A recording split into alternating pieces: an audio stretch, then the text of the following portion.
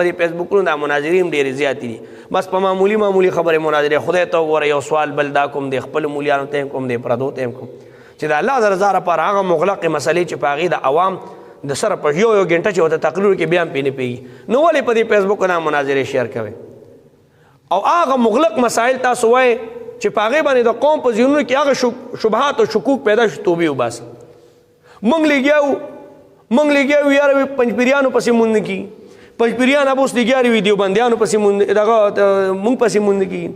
بریلیان وایي سیفیانو پسې مونږ نه کېږي سیفیان وایي بریلیانو پسې مونږ نه کېږي غبرګ لګیا دي دیوبندیانو پسې مونږ نه کېږي مونږ وایي دوی پسې نه کېږي هلکه دا مونځ به چا پسې کېږي دا هم څه غویمه جوړه کړې ده لکه مطلب دی ده پسې مونږ نه کېږي او هغه پسې مونږ نه کېږي او هغه پسې مونږ نه کېږي او ده پسې مونږ نه کېږي د الله د رضا دپاره دا قسمه فضا قوم تباه و برباد دی هسې هم تباه و برباد دی څو پکې دا قسمه اختلافي مسایل راشي په ایمان موږ د ډېرې یرې نه په ممبر باندې هره مسله کوم نه موږ وایي د دې نه به اوس یو لوی ایشو پیدا شي قوم پیږي نه نو دومره علمي سطح د خلکو شته نو دومره دیندار دي خلک نه دومره حوصله شته اوس یو سړی مسلمانېږي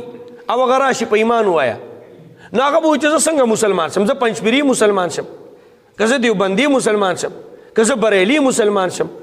که زه سیفي مسلمان شم که زه اهل حدیث مسلمان شم هغه شي هم ځان ته مسلمانان وي هغه پرېږده زه هغې سره خو زموږ یو غټ جنګ شروع دی به خو لکه زه دا وایم چې دا څه وایم د سړی وایي چې زه څنګه شم ځه چا ته ورشو چا سره کینو نه چا سره ټیم شته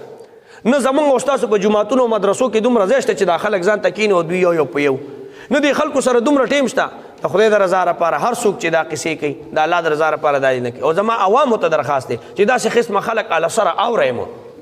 د سره کېنئ او بس خپل زوړ دین او زوړ تراوي زړې تراوي او زوړ مولا راټینګ کې خپلې مسلې راټینګ کې کور د خدای د پنجپیري موران کې او کور د خدای پاک د بل موران کې او د بل د موران کې خلک یې تباه و برباد کړل د اعمالو نه خلک وویستل بس هر سړی تکړی چې فیسبوک ته کېنو څه ووایه